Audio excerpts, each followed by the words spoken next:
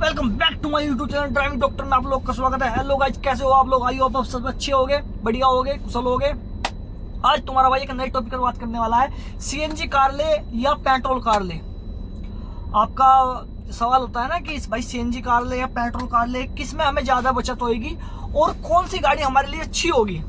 तो वो category divide पता लगता है कि किसको किस कैटेगरी की गाड़ी चाहिए होती है। मतलब अगर मानने की बात बन है कि किसी की रनिंग कम होती है, किसी की रनिंग ज़्यादा होती है, तो कितनी कॉस्ट आती है और कितना बच सकता है हमारा पैसा।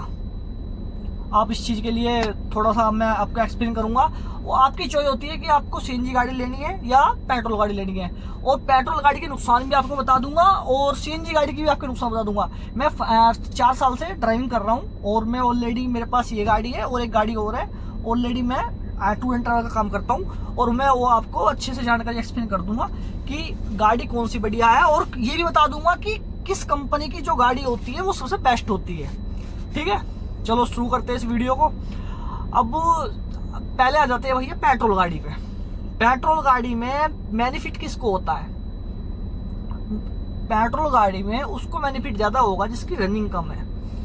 एग्जाम्पल के तौर पे, अगर मानने की बात है आपका कभी कभी का काम है और आप मंथ में 7-8 किलोमीटर जाना है, 7-8 किलोमीटर आना है, हफ्ते में 3 दिन छुट्टी है और 3 दिन आपको वर्क करना है, तो वो पेट्रोल गाड़ी आपके लिए बेस्ट है।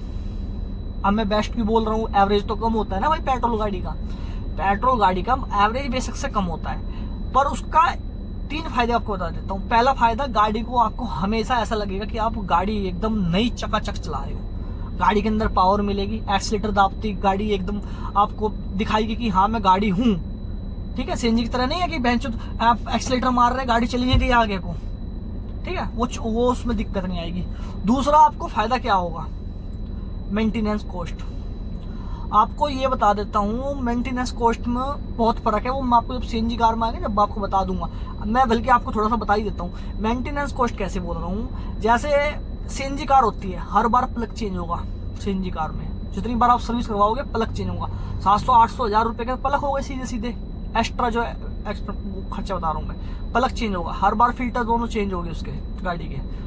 पेट्रोल के भी होते हैं पर इसकी जल्दी जल्दी होते हैं। ठीक है, और अगर सीएनजी कार जब सफाई होती है तब 2000-3000 रुपए लगते हैं। ठीक है, एक्सीडेंट खर्चा बहुत ज्यादा है सीएनजी गाड़ी का। ठीक है, जल्दी प्लग खराब हो गए, सीएनजी में कभी एवरेज एकदम बिगड़ गया, सीएनजी सेटिंग बिगड़ गई, ईसीएम में दिक्कत आ गई, तो ये ज्यादा दिक्कत तुम्हारी पेट्रोल गाड़ी में नहीं होती है, सीएनजी गाड़ी में लगी रहती है। ठीक है, तो ये हो गया फायदा पेट्रोल गाड़ी वालों के लिए। अब आ जाते हैं भाई सीएनजी पे कि सीएनजी में फायदा क्या, वो नुकसान क्या है और फायदा क्या है। जैसे अब पेट्रोल गाड़ी पे हम आ गए हैं, सीएनजी पे आते हैं हम। सीएनजी पे आपको क्या फायदा मिलेगा और क्या नुकसान मिलेगा वो बता देता हूँ आपको। फायदा ये है, अगर आपकी रनिंग, जब वो आपको फायदा होगा जब आपकी रनिंग कम से कम भी बता रहा हूँ, आपकी रनिंग जो है ना, कम से कम भी आपकी जो रनिंग है वो 100 किलोमीटर है। क्यों बता रहा हूँ मैं 100 किलोमीटर? भाई अगर डेली की 100 किलोमीटर गाड़ी चला रहे हो, 50 जा रहे हो, 50 आ रहे हो, तो गाड़ी जो है, जो पेट्रोल गाड़ी है वो एवरेज जो देती है, वो मैक्सिमम एवरेज कितना होता है उसका आपको पता है? बोलने को कंपनी बोलती है कि भाई ये गाड़ी है 22 का एवरेज दे रही है या वैगनार 25 का एवरेज दे रही है। मैं आपको रियलिटी बताऊं, वैगनार गाड़ी या डिजायर गाड़ी हाईवे पे 20 का, लोकल में 15 का भी दे दे पेट्रोल में, बहुत बड़ी बात है। कंपनी की जजमेंट में मत चलो, आप कैसे भी चला लेना, 15-20 की ही देगी एवरेज, इस तो ऊपर नहीं देती पेट्रोल। सीएनजी गाड़ी का आपको बता देता हूँ, सीएनजी गाड़ी जो है जब आप रनिंग कॉस्ट पे आती है ना, हाईवे पे आती है जब वो, और उसमें 5वां गियर लग गया एक बार, तो ये नहीं पता कि वो 35 का भी या 36 का भी एवरेज दे देती है। कोई बड़ी बात नहीं, मैंने निकाल रखा और मैं निकाल भी रहा हूँ। मैं एक सिलेंडर में 200-250 किलोमीटर की गाड़ी चलाता हूँ। तो एक सिलेंडर यहाँ दिल्ली में 73 है, 74 है, 76 है। यहाँ पे अपना हरियाणा में 88-89 है। एक सिलेंडर मैक्सिमम 800 रुपये 700 रुपये में भर जाता है। 700 रुपये की सीएनजी आपकी 100 किलोमीटर जा रहे हो, 100 किलोमीटर आ रहे हो, आराम से 200 किलोमीटर चल जाएगी। वही पेट्रोल गाड़ी में वही पेट्रोल आपका डबल लगेगा। जहाँ 700 का लग रहा है वहाँ 1400 लगेगा। अगर आप 700 रुपये 2 दिन में बचाते हो और महीने में 15 दिन जाते हो तो कितने हो गए?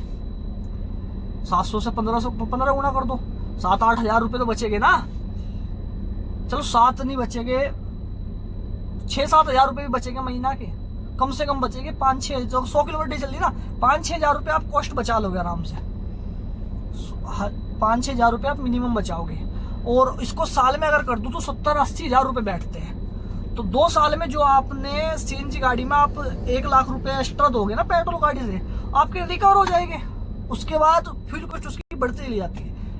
वही पेट्रोल गाड़ी में क्या होता है कि आपकी रनिंग तो कम हो गई, आपकी जो रनिंग है वो तो कम हो गई ना सीधी सी। जब आपकी रनिंग कम होएगी तो आपको मेंटेनेंस कम आएगा।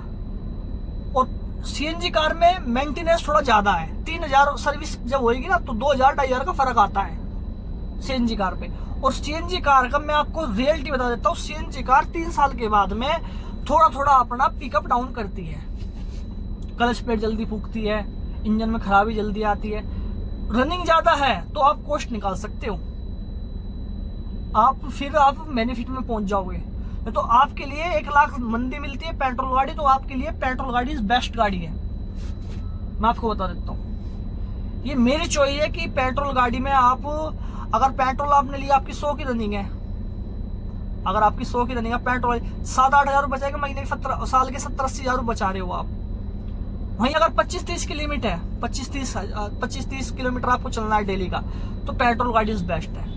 क्योंकि आप 1 लाख बचाने, जब तक 1 लाख बचाओगे ना आप सीएनजी गाड़ी पे 1 लाख बचाओगे, वो ऑलरेडी गाड़ी बहुत पुरानी हो चुकी होगी, तो कोई फायदा नहीं है। अगर आपकी लो रनिंग है, 25, 30, 20, 40 किलोमीटर तक की रनिंग है, 30 तक की रनिंग है ना आपकी, तो कोई नहीं, आप इतना फुर्त हो जाता है, कोई नहीं, 150-200 रुपये का ऑयल तेल लगेगा आने जाने में, वो हो जाता है अपना। पर अगर रनिंग 100 किलोमीटर की है तो पेट्रोल गाड़ी आपको खाली कर देगी बिल्कुल। अगर ये मेरी चॉइस है। और मेंटेनेंस बता देता हूँ आपको, मेंटेनेंस ज्यादा था सीएनजी कार का, और पेट्रोल गाड़ी का मेंटेनेंस बहुत कम होता है। तो घुमा फिरा के सारी बात वहीं पे आ जाती है। अगर रनिंग ज्यादा है तो लो आप, तुम्हारी क्या नाम है सीएनजी कार।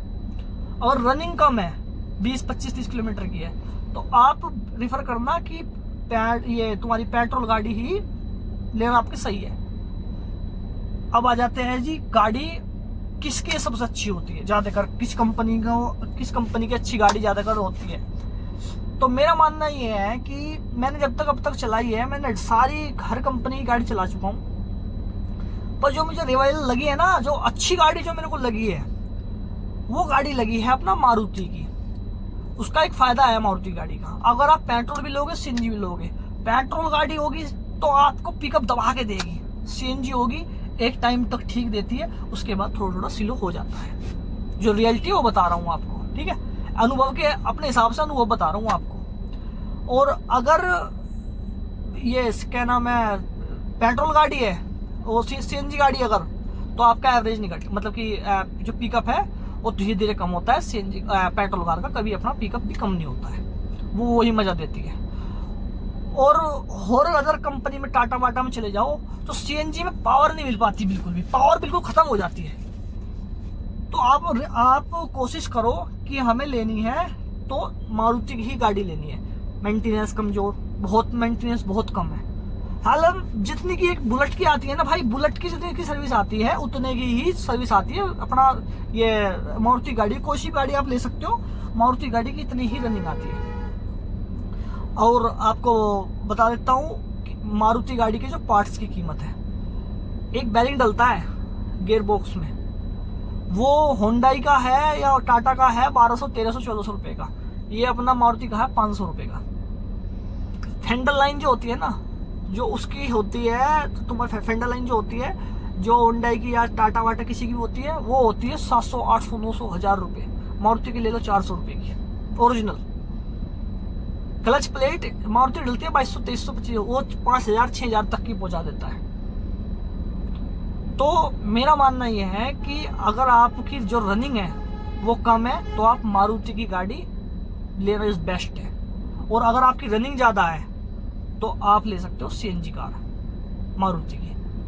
बाकी आपकी चॉइस है, सब गाड़ी अच्छी है। टाटा फ्यूचर अच्छे देता है आपको, टाटा जो है ना फ्यूचर बहुत अच्छी है। मारुति इज बेसिक कार होती है, पर मारुति की और कुछ नहीं।